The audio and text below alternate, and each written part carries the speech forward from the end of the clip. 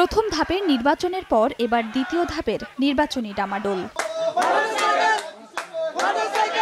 ভোটারদের মন জয় করে নিজের পক্ষে সমর্থন আদায়ে নানা কৌশলে প্রচারণা চালাচ্ছেন প্রার্থীরা। সকাল বিকাল পাড়া মহল্লা থেকে হাটবাজার ঘুরে ঘুরে ভোটারদের সঙ্গে কুশল বিনিময়ের পাশাপাশি করছেন লিফলেট বিতরণ, দিচ্ছেন উন্নয়নের প্রতিশ্রুতি।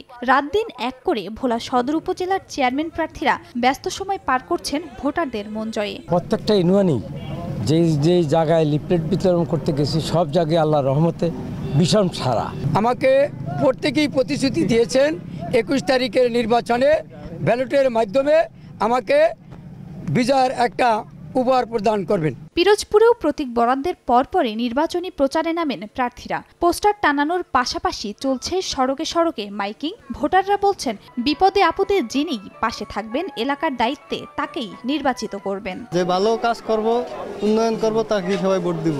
আমাদের জন্য, দেশের জন্য, সবার জন্য ভালোভাবে কাজ করে আমরা এরকম একজন প্রার্থী চাই।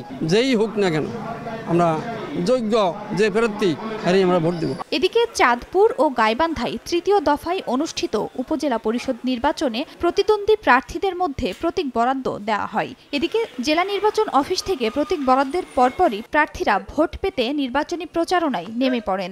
আগামী 21 এপ্রিল ষষ্ঠ ধাপের উপজেলা পরিষদের দ্বিতীয় পর্যায়ে নির্বাচন এবং 29 মে তৃতীয় দফায় ভোট গ্রহণ।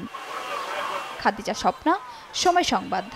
স্বাস্থ্য এবং স্বাদের মধ্যে চমৎকার একটা ব্যালেন্স করে পীর প্রিমিয়াম আয়োডাইজড লবণ।